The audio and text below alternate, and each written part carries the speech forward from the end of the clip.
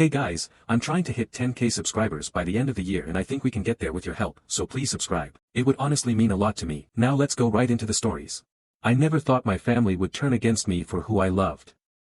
The sun had barely risen when I heard the familiar sound of my mom's voice echoing through the house.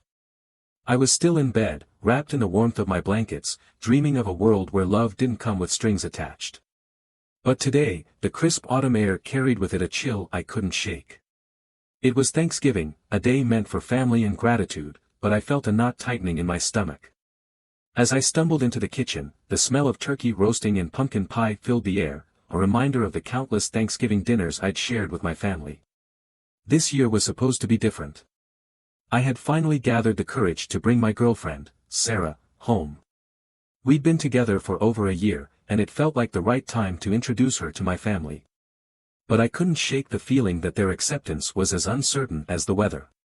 "Good morning, honey," my mom called out, a bright smile plastered on her face as she stirred a pot of gravy.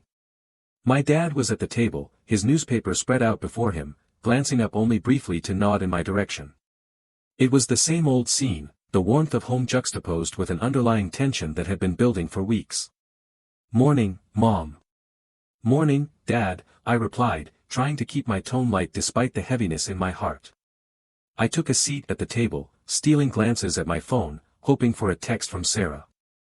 She was running late, and I knew the moment she walked through that door, the dynamics of this day would shift dramatically. "Where's Sarah?" my mom asked, her tone casually curious, but I sensed a hint of something else, something more critical. I took a deep breath, preparing for what I hoped would be an open conversation. "She'll be here soon. She just had to finish up some work," I explained, trying to sound nonchalant. I watched as my mom's expression shifted subtly, the smile faltering for just a moment. "Just make sure she knows how important this day is to our family," my dad said, folding his newspaper.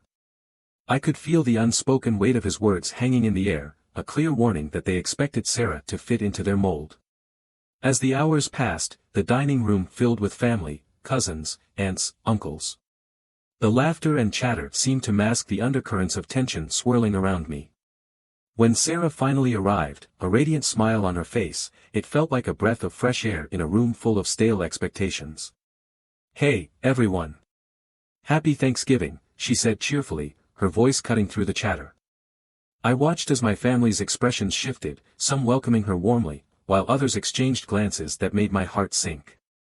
My Aunt Karen's eyes narrowed, and my uncle's smile faltered just a bit too long. "Come on in, Sarah. We've been waiting for you," my mom said, her tone overly enthusiastic, as if she were trying to compensate for the silence that followed Sarah's arrival. I felt my stomach twist as I sensed my family's discomfort. Dinner began, and for a while, it felt like everything might be okay. Sarah shared stories of her childhood, her passion for art, and the projects she was working on. She was engaging and warm, but I could see my family growing more and more tense with every laugh and smile she elicited. My cousin Jason finally broke the dam of silence. "So, Sarah, what's it like dating my cousin? Must be a challenge, huh?" he said, a smirk playing on his lips. I felt the heat rush to my face, knowing exactly where this was headed. "Actually, it's wonderful," Sarah replied, her confidence unwavering. "We have a lot of fun together, and we support each other." "Support each other?" Jason echoed, his tone dripping with sarcasm. "Is that what you call it these days? I mean, how does it even work?" The room went quiet. I felt every eye on us, the judgment palpable. "Why does it matter how it works?" I shot back, my voice rising, the protective instinct kicking in. "What's important is that we love each other." The laughter that had filled the room faded, replaced by an uncomfortable silence. I could see my mom's face tightening, her disappointment clear as she exchanged a glance with my dad. "Love is love," Sarah added softly, but the words hung in the air, heavy and charged. My uncle, who had been quietly observing, suddenly interjected. "Maybe it's just a phase," he said dismissively. "You know how young people are these days." I felt my heart race. "It's not a phase. We've been together for over a year. Sarah is not a mistake." My voice trembled slightly, but I was determined not to back down. I looked at Sarah, and she squeezed my hand under the table, her support grounding me. "Well, I hope you know what you're getting into," my mom finally said, her voice laced with concern. "This isn't something to take lightly. Our family has traditions, values." "Values?" I interrupted, my frustration boiling over. "What about the value of acceptance? Of love? Do those not matter to you?" The tension in the room was thick, silence suffocating. I could see some family members shifting uncomfortably in their seats, unsure of where to direct their loyalty. The ones who had laughed with Sarah just moments before now looked away, avoiding the confrontation. My dad cleared his throat, finally stepping in. "This isn't the time or place for this discussion. Let's just enjoy the meal." His tone was final, dismissive. But I couldn't just sit back and let it go. "No, Dad. It's exactly the time for this discussion. If we can't talk about who I love at the dinner table, then where can we?" As I spoke, the room erupted into a cacophony of voices. My Aunt Karen's harsh words cut through the noise. "You're just confused, dear.